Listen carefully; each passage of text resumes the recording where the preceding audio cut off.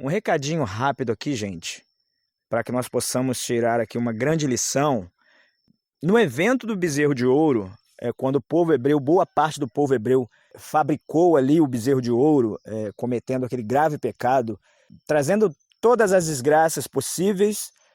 O que acontece? O Eterno, ele se dirige até Moshe, ele vai em contato com Moshe, com Moisés, ele diz que fará de Moshe um novo povo. E aí, as pessoas que não têm o mínimo conhecimento de Torá, né, de legislação hebraica, o que eles fazem? Então, pessoas imbuídas por subterfúgios e engodos religiosos, e até de ateus também, muitos ateus, não é, que pegam e querem trazer uma dúvida em relação à legislação dos hebreus, o que acontece? Eles não têm o mínimo conhecimento, nem prático, nem teórico, enfim, e lançam realmente dúvidas, mas eu acho que é fundamental nós sempre tecermos comentários em relação a esses pontos mais polêmicos e às vezes até realmente mais dramáticos da história do povo hebreu. Então, quando o Eterno ele chama Moshe, fala que através de Moshe ele fará um novo povo, isso mostra várias coisas, tá? Mas eu vou destacar algumas delas aqui. A primeira, o Eterno, ele jamais perdeu a fé na humanidade. E aí você vai falar, mas ele não tem o direito de tirar a vida de ninguém. Mas como não? Como não pode? Ele é o Criador e mantenedor, embora eu creia que nós, como seres humanos, somos mais mantenedores do que ele próprio, do que o próprio Eterno, porque nós somos responsáveis pelos nossos atos e pelo bem comum também, e até pelo mal comum, ou seja, então nós plantamos o bem, nós colhemos o bem, nós plantamos o mal, nós colhemos o mal.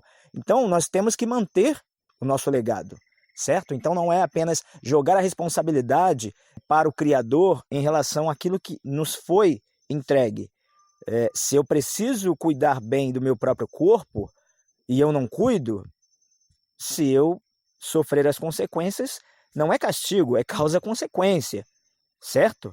Então, assim, eu tiro várias lições desta reação do Eterno, ele chegar e falar para Moshe, eu farei de você um novo povo, ou seja, aquele que não se contaminou com o bezerro de ouro e até mesmo a sua tribo, que é a tribo de Levi, né? Por isso diz de Levi que não achou pecado em Levi, porque embora o responsável ali, que estava ali diante do povo ali quando Moshe subiu ao Monte Sinai, né, que foi Arom, ele até se defende, ele fala, não, o povo pediu e tal, não sei o que, eu joguei, aconteceu isso aí, fez isso aí, né? Deu esse bezerro de ouro aí, a gente sabe toda, mas eu não vou entrar nessa questão agora. Então é o seguinte, você vê claramente que o Eterno ele não perdeu a fé na humanidade, e ele tem todo o direito de continuar mantendo este planeta, certo? Com todas as imperfeições que não foi ele que criou, mas fomos nós que criamos essas imperfeições, porque tudo ele criou perfeito, mas nós é que colocamos defeito em tudo, é assim, não é? Então, ele não perdeu a fé na humanidade. Então as pessoas, o crítico da Torá, o crítico da legislação dos hebreus, seja ele religioso ou ateu, ele vai sempre olhar o Criador como um tirano, né? Como um incapaz e tal. Mas não, ele não perdeu a fé na humanidade. Então eu vejo pessoas aí defendendo bandidos e outras dizendo que bandido bom é bandido morto. Essas mesmas pessoas que têm pensamentos divergentes, quando vão para a Torá, elas, pelo fato de elas terem sido alimentadas com mentiras, com intrigas, com fake news em relação à legislação dos hebreus, aí elas se desfiguram totalmente, elas caem do cavalo porque aquilo que elas vivem de filosofia, de ideologia, aí não bate com a Torá, ou quando bate, né, o que lhe convém. Então, gente, vamos ser mais sinceros, certo? O Criador ele tem todo o direito de tirar a nossa vida, sim. Agora, se tem gente passando fome, ele foi bem claro e taxativo em sua legislação, que é para os hebreus. Um não hebreu pode se submeter? Pode, não é obrigado. Mas ele foi taxativo para os hebreus. Jamais vai deixar de existir pobres na terra. Não é porque ele quer que assim seja. Nós sabemos que tem pessoas deficientes em vários aspectos da vida, inclusive na educação financeira também. E não é porque jamais vai deixar de existir pobres na Terra, seja de uma maneira geral, né, todo o globo terrestre, ou apenas uma indicação da terra de Canaã, Eretz Israel, enfim, não é por isso que ele não deixou de obrigar a todo hebreu, toda pessoa que está submetida à sua legislação, de praticar justiça social. Ou seja, você precisa ajudar o pobre, sim. Você precisa ajudar. Tem o tratamento para com o servo, tem um tratamento para com o empregado, tem todo aquele tratamento diferenciado, e é bom que se diga, quem não tem capacidade de ter um empregado, que não tenha. Porque pela Torá você não deve pagar mal um empregado. Então, se você não tem capacidade, entendeu? Não contrate um empregado. Porque, bom, isso no caso do hebreu, né? No caso do hebreu. O hebreu ele precisa pagar bem o seu empregado. E ele precisa tratar. Eu aconselho vocês verem o vídeo que fala da diferença do servo, do escravo, do patrão, do empregado, enfim. Mas, então, existe a justiça social, mas vamos prosseguir com o raciocínio, certo? Então, não é porque jamais deixará de existir pobres na terra que você não vai exercer justiça social. Isto se você for um hebreu. Não adianta você dar uma fortuna para um pobre que ele talvez vai se tornar pobre novamente. Ou não, entendeu? Então tem pobre que consegue ser bem-sucedido e chegar a uma grande riqueza, e tem aquele pobre que bota a mão em uma fortuna e no dia seguinte já está pobre novamente. Então, gente, não é assim, não é tirando de quem tem muito e dando para quem tem pouco de maneira obrigatória, porque a justiça social ela deve ser feita, mas ela deve ser feita realmente para quem merece. Então não adianta. É claro, você não pode generalizar. Entrei em um outro detalhe, mas é justamente para nós chegarmos a esta conclusão. Então, o Eterno ele não perdeu a fé na humanidade. Por isso ele falou para Moshe que ele, através de Moshe, faria um novo povo. E aí, a gente, destrinchando agora esses engodos religiosos e até laicos em relação do que falam contra a Torá, contra a legislação dos hebreus, é bom que se diga o seguinte: da mesma maneira como o Eterno ele não perdeu a fé na humanidade, e ele chama Moshe, ele fala que vai fazer ali um novo povo através de Moshe, Moshe, ele não aceita. E aí, cadê? Que tirano é esse, então? Ele não aceita, Moshe não aceita. O Eterno poderia ter fulminado Moshe naquela hora. Não, Moshe, ele intercede pelo povo. Não, não é assim. Se for o caso, risca-me do teu livro. Então, que líder é este que no nosso meio jamais seria reconhecido? Risca-me. Então, Moshe é uma liderança que jamais seria reconhecida no nosso meio. Jamais. Porque nós estamos acostumados com lideranças carismáticas que, quando se colocam no lugar da vítima, é para se fazerem de vítima. São criminosos que se fazem de vítima. Ou aquelas pessoas que desdenham a lei, por mais justa e honesta que ela seja, por mais reta, que se acham superiores à lei, não é? Ou querem rebaixar a lei de alguma forma, enfim. Mas nós estamos diante de líderes carismáticos, que, como eu disse, que quando se colocam no lugar da vítima, é para se fazerem de vítima ou para colocar a culpa em algo que é bom, algo que é perfeito. As pessoas têm a mania de falar, não foi Moshe que fez a lei, que fez a Torá. A legislação dos hebreus foi feita pelo Criador. Então você está vendo imperfeição é no Criador. Ouvir isto, ouvir que a lei do Criador é imperfeita vindo de um ateu é até aceitável. Mas de um religioso, tudo bem, a gente dá um desconto porque a gente sabe que tem muita manipulação também religiosa, certo? Mas é assim que é. Então, do mesmo jeito que você tem líderes carismáticos que quando se colocam no lugar das vítimas é o sonso, ele até se coloca no lugar da vítima, mas para se colocar como vítima. Quando ele, na verdade, eu diria um intrigueiro. É aquela pessoa que gosta de intrigas. Vem com conversinhas fiadas e tal. E, por outro lado, você tem líderes que querem acabar com todos os tipos de criminosos. Desde o pequenininho ali, que realmente foi desfavorecido. Nós sabemos que, por mais que nós tenhamos o dever de ajudar as pessoas, mas nós costumamos ignorar muita dor. A dor alheia nós ignoramos. Então, a gente tem que olhar, sim, nós somos responsáveis uns pelos outros. É claro que eu não sou responsável pelo assassino de inocente, nem pelo estuprador. Isso aí não merece viver, certo? Mas aí você tem que ter o quê? Um discernimento para você equalizar, para você equilibrar tudo à tua volta.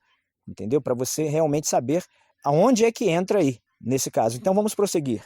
Não estou dizendo que você não tem que punir bandido. Bandido tem que ser punido, sim. Certo? Mas eu estou levando essa situação para nós realmente entendermos o que está acontecendo. Vamos lá. Moshe, ele é bem taxativo e ele fala para o Eterno, não, então risca-me do teu livro. E o Eterno simplesmente ouve Moshe e decide realmente aliviar ali aquela consequência que o próprio povo causou, trazendo dor, trazendo sofrimento. O próprio Eterno estanca aquela consequência dramática e realmente dá continuidade. Ou seja, aí tem uns que vão dizer, cadê a onisciência do Criador? Cadê a onipresença? Gente, o nosso Criador, independente de sua onisciência, de sua onipresença, ele não precisa. Se ele sabe que a humanidade não tem jeito, ele já teria acabado conosco. Agora, como ele sabe perfeitamente que, por meio de algumas pessoas, por meio de alguns grupos, vai dando continuidade ao seu plano, à sua vontade, então nós vamos caminhando, vamos continuando, certo? Então, em todos os tempos, sempre teve pessoas boas e ruins, tanto dentro do povo hebreu quanto fora do povo hebreu. Isto é fato, ninguém pode negar isto. É assim e assim será para sempre. Eu acredito que haverá realmente aí uma purificação de muitas coisas, né, uma restauração, mas não é um fim do mundo, não é um julgamento final, ninguém vai morar no céu, ninguém vai para o inferno. É aqui agora, é que se faz, é que se paga. Então, você planta o bem, você colhe o bem, você planta o mal, você colhe o mal, certo? Então, você vê, o Eterno ele não pune Moshe por Moshe falar, então risca-me do teu livro. Aí lá na frente o Eterno até pune Moshe, mas não por ter recusado ali a oferta do Criador. Pune porque ele desobedece a ordem do Criador em relação a tirar água da rocha, mas é um outro assunto, também não vou me estender para nós não sairmos aqui do foco. Então fica essa questão. Gente, as pessoas elas não têm o mínimo conhecimento da legislação hebraica e ficam querendo dar pitaco, ficam querendo dar palpite e até depreciar a mesma. Por quê? Porque estão alicerçados na fé religiosa ou na fé científica. Não estou desmerecendo nenhum dos dois, mas antes de falar, antes de comentar trechos da Torá, da legislação dos hebreus, entendeu? Tira a tua bagagem, seja ela religiosa ou laica, tira essa tua bagagem e vai entender ela como realmente ela é. Então é fato, gente, tá? Do mesmo jeito como as pessoas conseguem enxergar um tirano lá na Torá, lá na legislação dos hebreus, eu vejo um ser supremo, soberano, que é justo, que é reto, que não deixa de castigar o culpado, certo? E não deixa de exaltar o justo. As pessoas vivem uma contradição, não é? Querem salvar o pecador e punir o inocente. É o que eu acabei de falar. Nós temos líderes carismáticos, né, dos mais variados, seja no âmbito laico ou religioso. Os caras chegam aí querendo, não é, uma anarquia total, enfim, todo mundo erra, todo mundo vai errar e todo mundo pecou. Então, não é assim, gente, não é assim, não é assim. É claro, eu acho que sempre há tempo de arrependimento, mas tem gente, entendeu? Na minha opinião, tem crime que não tem perdão. Assassino de inocente, estuprador, não tem perdão. Quem quiser salvar esses caras aí, essas pessoas aí, leve para casa, certo? Agora, tem crimes que realmente a pessoa pode se arrepender, certo? Então nós precisamos focar nessas pessoas, que realmente há uma salvação. Não digo uma salvação de ir para o céu, gente, não é isso, mas há uma salvação da conduta dela. Ela pode realmente retroceder na má conduta e caminhar agora numa conduta agora justa, íntegra. É disso que eu estou falando. Então você tem líderes carismáticos, tanto laicos quanto religiosos, que querem a abolição de leis, né, justas, por mais que as pessoas falam que sejam severas, mas eu vejo uma lei como a Torá, como a legislação dos hebreus, ela não é severa, ela é justa, ela é reta, porque ela pune o culpado. Agora, você punir o justo, você punir o inocente, é uma inversão de valores, não é? Então, se colocar no lugar da vítima é uma coisa, se colocar no lugar do criminoso é outra totalmente diferente. Se você se coloca no lugar da vítima, parabéns para você. Você é uma pessoa que exalta a Torá sem saber. Agora, se você se coloca no lugar do pecador, no lugar do transgressor, no lugar do criminoso, meu amigo, minha amiga, então acabou. Você aí está perdido. Não estou dizendo que você vai para o inferno, entendeu? Porque Torá não é isso, não é punir ninguém no inferno. Aqui se faz, aqui se paga. Então eu vejo, as pessoas elas deturpam a legislação dos hebreus em nome de uma fé, né? O próprio Eterno, ele não perdeu a fé na humanidade quando ele acreditou em Moshe, e nós perdemos a fé, às vezes, na humanidade. Nós tendemos a culpar o Criador, o mundo, tudo e a todos, mas nós nunca somos culpados de nada. Nós nunca temos culpa de nada. É isso que falta em cada um de nós. Olharmos a justiça que emana da legislação dos hebreus. A Torá é luz, não é? O problema é que a poluição, tanto religiosa quanto laica, não é, dos ateus que ficam colocando bloqueios aí em cima das páginas da Torá, da legislação dos hebreus, da lei do Criador, elas bloqueiam o teu entendimento. Então, realmente, você tem uma luz, mas você coloca o quê?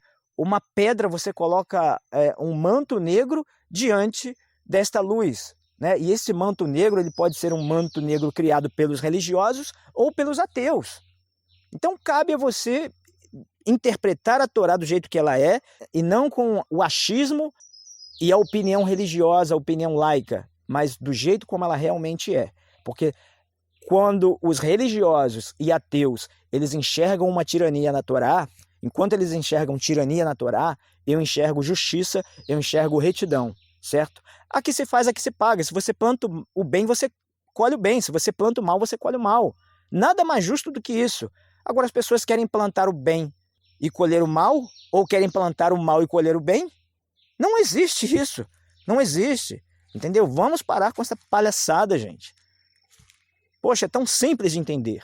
O problema é o manto negro da religião e do ateísmo que são lançados sobre as páginas da Torá, para que a luz da Torá não chegue ao teu entendimento.